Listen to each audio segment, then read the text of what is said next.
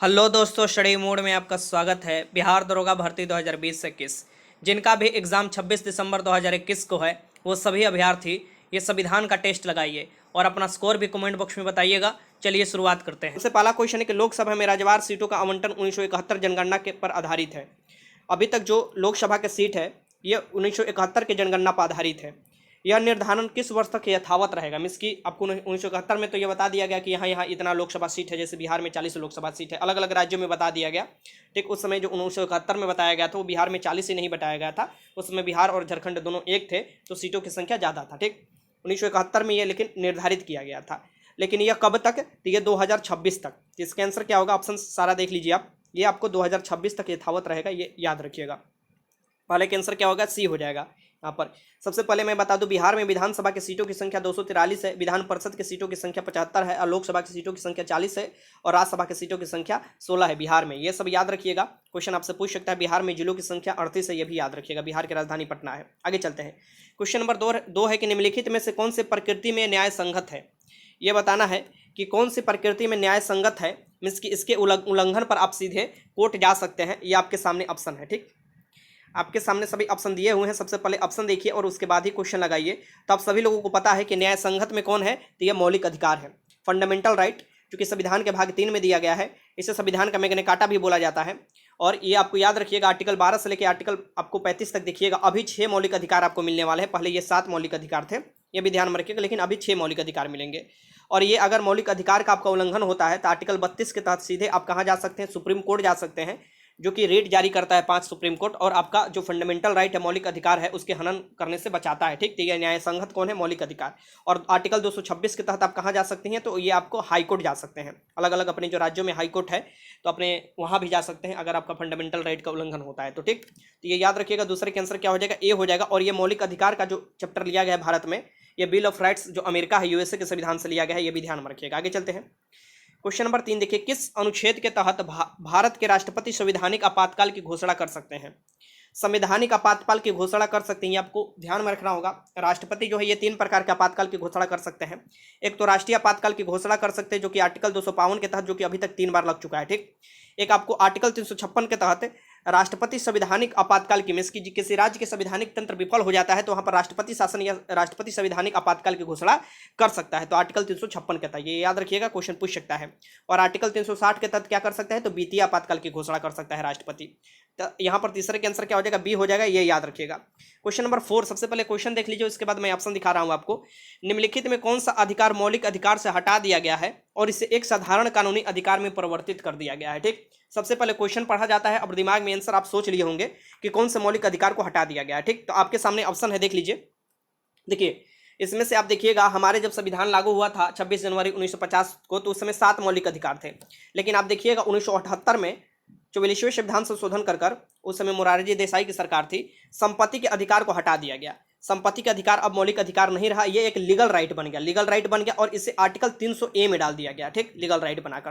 तो अब संपत्ति का अधिकार एक मौलिक अधिकार नहीं है, अभी 6 मौलिक अधिकार हैं, ये ध्यान में रखिएगा।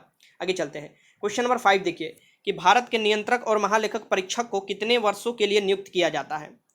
देखिए, आंसर अगर आप देख लेते हैं तो आंसर आप मत सोचिए, मतलब अपने दिमाग में ही सोचा कीजिए। ठीक, क्योंकि आंसर गलत भी हो सकता है, जो मैं बता रहा हूँ वही सही होगा।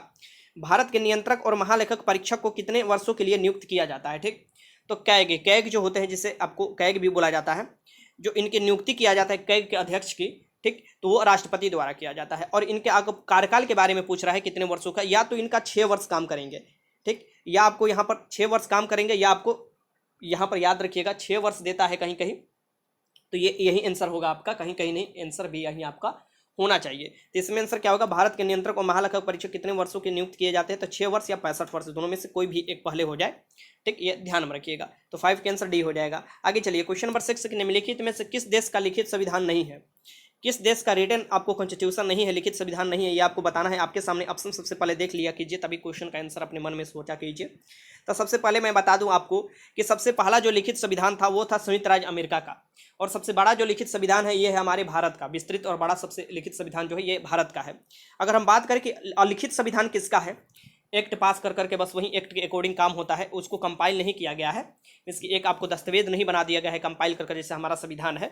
तो वो आपको यूनाइटेड स्टेट दिखिएगा, इसकी यूनाइटेड स्टेट नहीं, यूनाइटेड किंगडम देखिएगा, माफ कीजिएगा, यूनाइटेड किंगडम, जिसे यूके बोला जाता है, जिसे ग्रेट ब्रिटेन लंदन बोल सकते हैं, जहाँ से संसदीय प्रणाली हम लोगों का लिया गया है।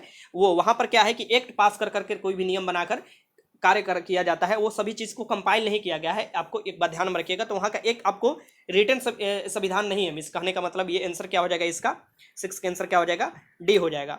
ठीक है, कोई भी एक्ट भी होता है तो वो रिटेन ही होता है, लेकिन एक बात यहाँ संविधान की होता है। संविधान क्या होता है आप देख लीजिए, कोई भी संविधान जो होगा, जैसे संयुक्त राज्य अमेरिका का छोटा संविधान है और सबसे पुराना लिखित संविधान है, ठीक, तो वहाँ पर देखिएगा वो पूरा संविधान कंपाइल है। जैसे हमारा संविधान देखिएगा, भारत का ही संविधान पूरा संविधान कंपाइल, उसमें पाठ, उसमें अनुच्छेद सब चीज़ दिए हुए हैं। लेकिन ऐसे ब्रिटेन के जो संविधान है उसमें प्रावधान नहीं है, वो समय समय पर एक्ट पास कर कर वो आपको कानून बनाकर वैसे काम किया जाता है। ठीक, तो इसका आंसर याद रखिएगा, कभी भी पूछा जाता है तो। क्वेश्चन नंबर 7 है कि भारत के ने किस देश के संविधान से न्यायिक समीक्षा की अवधारणा ली है। न्यायिक समीक्षा की अवधारणा संविधान किस देश के संविधान से लिया गया है भारत में, यह ध्यान में रखिएगा, बहुत इंपॉर्टेंट क्वेश्चन है। तो न्यायिक समीक्षा, देखिए न्यायिक समीक्षा जो लिया गया है अवधारणा, ये लिया गया है हमारा यूएसए जिसे अमेरिका भी बोला जाता है, यहाँ से लिया गया है भारत में। ठीक, तो यूनाइटेड स्टेट्स हो जाएगा, यहाँ पर देखिए, यहाँ पर होगा यूनाइटेड स्टेट्स आंसर। ठीक, तो 7 के आंसर क्या हो जाएगा, यहाँ पर डी हो जाएगा। देखिए यूनाइटेड किंगडम और यूनाइटेड स्टेट देता है तो आदमी यूनाइटेड देखकर ही जल्दी से लगाकर चल देते हैं, तो जो कि वहाँ पर कंफ्यूज हो जाएगा, क्वेश्चन आपका गलत हो जाएगा आते हुए भी। न्यायिक समीक्षा या फंडामेंटल राइट, ये सब जो भी लिया गया है, ये आपको यूनाइटेड स्टेट में इसकी यूएसए से लिया गया है। ठीक, संयुक्त राज्य अमेरिका भी जिसे बोला जाता है। तो 7 के आंसर क्या हो जाएगा, यहाँ पर 7 के आंसर हो जाएगा आपका डी। आगे चलते हैं, क्वेश्चन नंबर 8 देखिए, डॉक्टर BR अम्बेडकर किस अनुच्छेद को संविधान का दिल या आत्मा द्वारा संदर्भित किया करते थे। इसके ये संविधान की आत्मा भी इन्हें निरूपित करते थे, ये किसे आपको बताना है। तो यहाँ पर अब जब देखिए फंडामेंटल राइट का जब भी आपको देता है या फंडामेंटल राइट का कोई आर्टिकल देता है तो उसी में आप कन्फ्यूजन हो जाता है। ठीक, देखिए ये जब कह रहा है कि संविधान के आपको दिल या आत्मा को संवर्धित किए हैं आपको कौन, तो डॉक्टर भीमराव अम्बेडकर, जिसे संविधान के पिता भी बोला जाता है, ड्राफ्टिंग कमेटी के अध्यक्ष भी रह चुके हैं ये। ठीक, तो यहाँ पर आप देखिएगा ये आर्टिकल 32 को बोलते थे, क्योंकि आर्टिकल 32 के क्या होता है, आर्टिकल 32 को क्यों बोलते थे, क्योंकि आप देखिएगा कि अगर आपका फंडामेंटल राइट का उल्लंघन होता है तो वो तो न्याय संगत है, आप उसको बहाल करने के लिए आर्टिकल 32 का ही उपयोग करते हैं। ये आर्टिकल 32 भी एक प्रकार का मौलिक ही अधिकार है, ठीक, जो कि आपको मौलिक अधिकार के जो हनन होता है उसको रोकता है, और इसका ही उपयोग कर 5 रिट जारी किया जाता है सुप्रीम कोर्ट द्वारा, और आपके जो अधिकार है उसे बहाल किया जाता है। ठीक, इसे ही आपको संविधान की आत्मा कहते थे कौन, डॉक्टर भीमराव अम्बेडकर। 8 के आंसर क्या हो जाएगा, सी हो जाएगा। आगे चलते हैं, क्वेश्चन नंबर 9 देखिए, संयुक्त राष्ट्र संगठन भारत के संविधान में 7वीं अनुसूची में सूचीबद्ध है।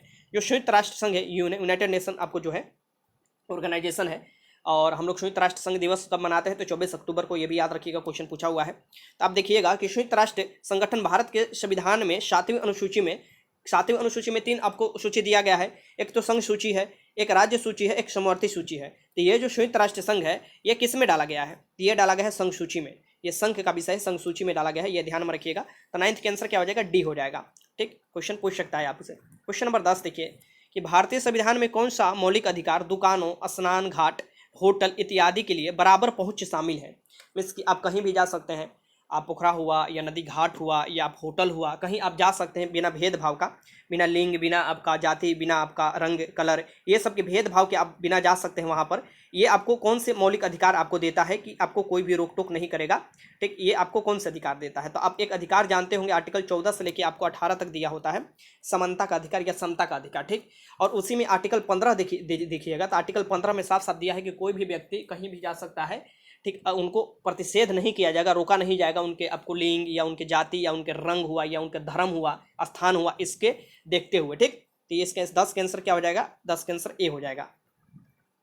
क्वेश्चन नंबर 11 है कि भारतीय संविधान के जनक के रूप में किसे माना जाता है। भारतीय संविधान के जनक के रूप में किसे माना जाता है ये आपको बताना है। तो भारतीय संविधान के जनक रूप में माना जाता है डॉक्टर भीमराव अम्बेडकर को। किससे, डॉक्टर भीमराव अम्बेडकर को, ये याद रखिएगा, बहुत ही बीबीआई क्वेश्चन है। और डॉक्टर भीमराव अम्बेडकर जो थे ये आपको कौन थे, तो ये याद रखिएगा, ये हमारा जो प्रारूप समिति था या ड्राफ्टिंग कमेटी संविधान का, उसके अध्यक्ष थे, जिसके सदस्यों की संख्या 7 थी, उसमें ये अध्यक्ष थे डॉक्टर भीमराव अम्बेडकर। ये ध्यान में रखिएगा, कभी भी क्वेश्चन पूछ सकता है। डॉक्टर राजेंद्र प्रसाद कौन थे, डॉक्टर राजेंद्र प्रसाद हमारे भारत के प्रथम राष्ट्रपति थे, और ये सिवान जिला जो है बिहार के, वहाँ से बिलोंग करते थे। और ये संविधान सभा के कौन थे, ये आपको अस्थायी सदस्य भी थे। अगर संविधान सभा के अस्थायी अध्यक्ष पूछे 2 दिन के लिए ही मात्र बने थे, वो थे आपको सच्चिदानंद सिन्हा, वो भी बिहार के ही थे। आगे देखिए, क्वेश्चन नंबर 12 आपके सामने है, ध्यान से क्वेश्चन पढ़ना है। भारतीय संघीय संरचना ने किसके दौरान एक एकात्मक चरित्र का अधिकरण किया था। इसकी अपना एकात्मक चरित्र ये अधिकरण कर लिया जाता है आपको संविधान द्वारा, ठीक। या भारत की संघीय संरचना ये आपको बताना है किसके द्वारा, केंद्र राज्य गवर्नर केंद्र द्वारा गवर्नर्स की नियुक्ति में इसकी आपको जो राज्यपाल की नियुक्ति किए जाते हैं वो राज्य में उसके द्वारा, या नए राज्य के गठन की संसद की शक्ति, या आपातकाल द्वारा, ये उपयुक्त में से सभी। बहुत वीवीआई क्वेश्चन है, इसके आंसर हो जाएगा उपयुक्त में से सभी। एकात्मक कहने का मतलब कि एकात्मक रूप आपको जो आपको संघीय है संरचना उससे आपको एकात्मक रूप धारण कर लेता है, या एकात्मक की ये विशेषता में भी डालकर क्वेश्चन पूछ सकता है कि इसमें से कौन से भारतीय संविधान के एकात्मक की विशेषता है। तो आप जानते हैं कि जो गवर्नर की नियुक्त किया जाता है राज्यपाल, वो आपको राष्ट्रपति ही करते हैं अलग अलग राज्यों में, और वो राष्ट्रपति के प्रति ही जवाबदेही होता है, ठीक। और नए राज्यों का गठन भी करने में संसद की शक्ति ज्यादा है तो वो भी एक एकात्मक स्वरूप हो जाएगा। और आपातकाल के समय तो पूरे तरह से एकात्मक हो जाता है राष्ट्रीय आपातकाल के समय, ये आपको जो संघीय प्रकृति है जो भारत में, ठीक। तो 12 का आंसर क्या हो जाएगा यहाँ पर, डी हो जाएगा, ये ध्यान में रखिएगा। आगे चलते हैं, क्वेश्चन नंबर 13 है, भारत में अवशिष्ट शक्तियां किसमें निहित होती है। बहुत वीवीआई क्वेश्चन पूछा जा चुका है ये क्वेश्चन। जो भारत में अवशिष्ट संख्या, देखिए तीन शक्तियां होती है ना, जैसे कि संघ सूची में आपको संघ वाला सूची क्या आपको दिया हुआ है केंद्र सरकार को, राज्य सूची में आप जो है राज्य सरकार को दिया गया शक्ति कि उस पर कानून बना सकते हैं, और समवर्ती सूची जिससे केंद्र और राज्य दोनों आपको कानून बना सकते हैं, ठीक। ये 3 सूची दिया हुआ है। बाकी भी बहुत से कानून होते हैं जो समय समय पर आपको आते जाते हैं, ठीक, इंट्रोड्यूस होते हैं। वो जो आपको होते हैं जो बच जाते हैं इन तीनों से, उसे अपशिष्ट शक्तियां कहा जाता है। और अपशिष्ट शक्तियां किसमें निहित होती है, तो वो आपको केंद्र सरकार को दे दिया गया है। किसको दे दिया गया है, केंद्र सरकार को। और जब हमारा संविधान नहीं बना था, जब हम लोग अंग्रेजों के आपको मतलब कॉलोनी थे, तो उस समय वो आपको जो गवर्नर होते थे या वायसराय होते थे उन लोगों को दे दिया जाता था अपशिष्ट शक्तियां, ठीक। तो ये केंद्र सरकार को अपशिष्ट शक्तियां दे दिया। जैसे साइबर कानून जो भी आता है वो अपशिष्ट शक्तियों के अंतर्गत आता था, ठीक। तो ये सब जो आपको है ये आपको किसको, केंद्र सरकार को दे दिया जाता है। तो 13 का आंसर क्या हो जाएगा यहाँ पर, केंद्र सरकार हो जाएगा। अवशिष्ट शक्तियां केंद्र सरकार को दे दिया जाता है। क्वेश्चन नंबर आपको देखिए, क्वेश्चन नंबर 14 है कि मूल अधिकारों को किसके द्वारा निलंबित किया जा सकता है। जो मूल अधिकार है, फंडामेंटल राइट है, उसे निलंबित किया जा सकता है आपातकाल की स्थिति में। तो किसके द्वारा, तो ऑब्वियस सी बात है जो आपातकाल लगाते हैं इसकी राष्ट्रपति द्वारा निलंबित किया जा सकता है कुछ फंडामेंटल राइट। लेकिन कभी भी आर्टिकल 20 और आर्टिकल 21 ये जो फंडामेंटल 2 राइट है ये कभी भी निलंबित नहीं किया जा सकता, ये भी ध्यान में रखिएगा, क्वेश्चन पूछ सकता है। आगे चलते हैं, क्वेश्चन नंबर 15 है कि एक उच्च न्यायालय के निवृत्त इसकी रिटायर न्यायाधीश को किसका अभ्यास करने की अनुमति नहीं है। मान लीजिए कोई उच्च न्यायालय है, वहाँ से कोई रिटायर किए गए जज हैं, तो उनको क्या है, अभ्यास करने की अनुमति कहाँ नहीं होगी, मीन्स कि वो कहाँ नहीं जॉब जाकर कर सकते हैं या अभ्यास अपना नहीं कर सकते, वो कहाँ पर, मीन्स कि ये पूछ रहा है कि नहीं है, अभ्यास करने की उनको अनुमति नहीं है। तो एक बात ध्यान में रखिएगा, ये जो जज भी होते हैं जैसे सुप्रीम कोर्ट का हुआ या हाई कोर्ट का हुआ, मान लीजिए कि पटना हाई कोर्ट के जज रिटायर हुए और वो पटना हाई कोर्ट में ही आपको चले गए कोई भी प्रैक्टिस करने के लिए, तो फिर तो वहाँ पर ये हो जाएगा ना कि वो अपने वहाँ पर जान पहचान के जो भी पक्ष में होंगे वैसा आपको काम कर सकते हैं, ठीक। या आपको वो जान रहे हैं कि हम यहाँ पर आपको कर सकते हैं, पहले से ही वो जान रहे हैं कि हम पटना हाई कोर्ट के जज बने हैं और यहाँ पर हमारा प्रैक्टिस करना है, तो भले ही आपको पास्ट में ही वैसा निर्णय कुछ दे सकते हैं जो कि पक्ष विपक्ष का आपको जो विपक्ष में दे सकते हैं पक्ष वाला चीज़ का। तो ऐसे मतलब कहने का मतलब कि सही को गलत किया जा सकता है। इसी को ध्यान में रखते हुए कोई भी उच्च न्यायालय या सुप्रीम कोर्ट के भी न्यायाधीश होते हैं, वो जब सुप्रीम कोर्ट से रिटायर होते हैं तो सुप्रीम कोर्ट में प्रैक्टिस नहीं कर सकते हैं, ये ध्यान में रखिएगा। और जो उच्च न्यायालय के न्यायाधीश होते हैं जहाँ से वो रिटायर होते हैं वहाँ पर वो प्रैक्टिस नहीं कर सकते हैं, ये भी ध्यान में रखिएगा। तो उच्च न्यायालय को छोड़कर जहाँ से वे सेवानिवृत्त होते हैं बाकी सभी जगह वो प्रैक्टिस कर सकते हैं। हाँ, इसके नीचे भी ये प्रैक्टिस नहीं कर सकते, ये भी ध्यान में रखिएगा। तो ये क्वेश्चन था कि कहाँ नहीं कर सकते, तो 15 का आंसर क्या हो जाएगा, डी, जिस आपको उच्च न्यायालय से वो रिटायर किए हैं। क्वेश्चन नंबर 16 है कि संसद के सदस्य उनकी सदस्यता खो सकते हैं यदि वो सदन से लगातार दिन तक अनुपस्थित रहते हैं। मान लीजिए कोई संसद के सदस्य, ये लोकसभा हुआ या राज्यसभा दोनों, क्योंकि संसद में 3 आपको शामिल होते हैं, लोकसभा राज्यसभा। अगर सदन बोले तो लोकसभा राज्यसभा सदन हो जाएगा, लोकसभा निम्न सदन, राज्यसभा उच्च सदन, राज्यसभा अस्थायी सदन, लोकसभा अस्थायी सदन। लेकिन अगर सिर्फ संसद बोले तो उसमें राष्ट्रपति भी शामिल हो जाते हैं, लोकसभा राज्यसभा और राष्ट्रपति, ठीक। तो यहाँ पर आपको सदस्यता खो सकते हैं संसद के सदस्य जब लगातार वो 60 दिन तक अनुपस्थित रहते हैं, तो लगातार 60 दिन तक अनुपस्थित रहते हैं, तो ठीक। और संसद की 2 बैठक होना चाहिए, कम से कम 1 साल में 2 बैठक भी होना चाहिए, या 2 बैठकों के बीच कम से मैक्सिमम 6 महीने का अंतराल होना चाहिए। ये भी सब बात याद रखिएगा, एक दूसरे से रिलेटेड है। तो 16 का आंसर क्या हो जाएगा, बी हो जाएगा। क्वेश्चन नंबर 17 है कि किस वर्ष में अल्पसंख्यक के लिए राष्ट्रीय आयोग का गठन किया गया था। आपके सामने ऑप्शन है, तो किस वर्ष आपको जो गठन किया गया था अल्पसंख्यक आयोग का, ये ध्यान में रखिएगा, अल्पसंख्यक राष्ट्रीय आयोग का गठन किया गया था, ये 1992 में किया गया था, ये ध्यान में रखिएगा, 1992 में एक अल्पसंख्यक आयोग का गठन किया गया था। आगे चलते, क्वेश्चन नंबर 18 है कि भारत का सुप्रीम कोर्ट राष्ट्रपति को कानूनी, सार्वजनिक और संवैधानिक महत्व के मामले पर किस अनुच्छेद के आधार पर सलाह देता है। ये आपसे क्वेश्चन है आपके सामने कि भारत के सुप्रीम कोर्ट राष्ट्रपति को कानूनी, सार्वजनिक या संवैधानिक महत्व के मामले पर किस अनुच्छेद के आधार पर सलाह देता है। मतलब कि सलाह मांग सकते हैं आपको सुप्रीम कोर्ट से भी, कौन, तो राष्ट्रपति, ठीक। और वो सलाह मानने के लिए विवश नहीं है, या सुप्रीम कोर्ट भी सलाह देने के लिए विवश नहीं है। ये आपको प्रावधान दिया गया है आर्टिकल 143 के तहत, ये ध्यान में रखिएगा। सुप्रीम कोर्ट राष्ट्रपति को कानूनी बात पर सलाह दे सकता है या संवैधानिक महत्व के विषय पर, यह आर्टिकल 143 में, ये ध्यान में रखिए, क्वेश्चन पूछ सकता है। आगे चलते हैं, क्वेश्चन नंबर 19 है, संविधान का कौन सा अनुच्छेद अस्पृश्यता का उन्मूलन करता है? अस्पृश्यता किसे कहा जाता है? छुआछूत जिसे बोला जाता है। तो संविधान का आर्टिकल 17 देखिएगा, इसमें दिया है अस्पृश्यता का उन्मूलन, इसकी छुआछूत का उन्मूलन के बारे में दिया हुआ है, ठीक। तो 19 का आंसर क्या हो जाएगा यहाँ पर? ए हो जाएगा। क्वेश्चन नंबर 20 है कि भारत के संविधान के किस अनुच्छेद के तहत भारत के राष्ट्रपति पर महाभियोग लगाया जा सकता है? तो भारत के राष्ट्रपति पर महाभियोग लगाया जा सकता है, ये आपको बताना है किस अनुच्छेद के तहत, ठीक। तो देखिए, महाभियोग जो लगाया जाता है भारत के राष्ट्रपति पर, वो आर्टिकल 61 के तहत लगा सकते हैं, और ये कौन लगा सकता है? ये संसद लगा सकता है, ठीक, संसद के सदस्य। ये आर्टिकल 61 के तहत भारत के राष्ट्रपति पर महाभियोग लगाया जा सकता है, ठीक। तो 20 का आंसर क्या हो जाएगा? ए हो जाएगा, उनको हटाने के लिए महाभियोग जो लगाया जाता है। क्वेश्चन नंबर 21 है कि राज्यसभा के सदस्यों का चुनाव करने के लिए विधानसभा में किस प्रकार का मतदान होना चाहिए? मान लीजिए राज्यसभा के जो सदस्य चुने जाते हैं, एक बात ध्यान में रखिएगा, जो भी राज्यसभा के सदस्य चुने जाते हैं उनका प्रत्यक्ष आपको निर्वाचन नहीं होता है, जैसे कि लोकसभा के सदस्यों का निर्वाचन होता है। जैसे 18 वर्ष से जो भी लोग हैं जिनका वोटर लिस्ट में नाम होता है, वो अपने क्षेत्र के लोकसभा के सदस्यों को चुनते हैं, ठीक। लेकिन राज्यसभा में ऐसा नहीं होता है। मान लीजिए बिहार में 16 लाख राज्यसभा का सीट है, तो ये कौन चुनेंगे? तो ये जो बिहार में जो विधानसभा होते हैं ना, जो अलग अलग राज्यों में विधानसभा है, मान लीजिए बिहार में कोई विधानसभा है, वो विधानसभा के जो 243 सदस्य होते हैं, उन्हीं द्वारा ये 16 चुना जाता है। तो इसमें से जो जिनका पार्टी का ज़्यादा सदस्य होंगे वो ज़्यादा राज्यसभा में सदस्यों की संख्या चुनकर भेजते हैं, और जिनका कम होते हैं वो कम भेजते हैं, ठीक। तो यहाँ पर आपको जो भेजा जाता है वो आपको विधानसभा के सदस्य, लेकिन ये किस प्रकार के वोटिंग कराया जाता है? तो यहाँ पर ओपन वोटिंग कराया जाता है, साफ दिखाई देगा कि कौन किस में चुन रहा है। मान लीजिए हम हैं बीजेपी से, मान लीजिए यहाँ पर हाइपोथेटिकली हम बीजेपी से हैं, और आपको आप मान लीजिए आरजेडी से, ठीक। तो हमको चुनना है, आपको मान लीजिए ए सदस्य है, आरजेडी ने ए सदस्य को खड़ा किया है, और हम क्या किए कि आरजेडी के ही बीजेपी के सदस्य, आरजेडी में ही आपको जाके इनको ही वोट डाल दिए। तो ये आपको ओपन होता है, जब पता चलेगा कि ये सदस्य इनको वोट डाल दिए, तो देखा जाता है कि बीजेपी के सदस्य को क्या हो जाती है, उनकी सदस्यता छीन जाती है और उनको हटा दिया जाता है उस पार्टी से, ठीक। आप देखे होंगे बहुत अभी आप देखे होंगे बहुत से, शरद पवार को ही ले लीजिए एग्जाम्पल में, अभी फिलहाल जो हुआ था। तो ये आपको जो होता है, ये आपको ओपन वोटिंग के माध्यम से ही पता चल पाता है, और ओपन वोटिंग ही होता है राज्यसभा के सदस्य चुनने के लिए, ठीक। तो 21 का आंसर क्या हो जाएगा? यहाँ पर बी हो जाएगा। क्वेश्चन नंबर 22 है कि लोक लेखा समिति अपनी रिपोर्ट किसे सौंपती है? जो लोक लेखा समिति है अपनी रिपोर्ट किसे सौंपती है, ये आपको बताना है, लोक लेखा समिति। तो ये आपको बहुत इजी क्वेश्चन भी आप बोल सकते हैं, या बहुत हार्ड क्वेश्चन भी अगर आप डायरेक्ट पता होगा तो।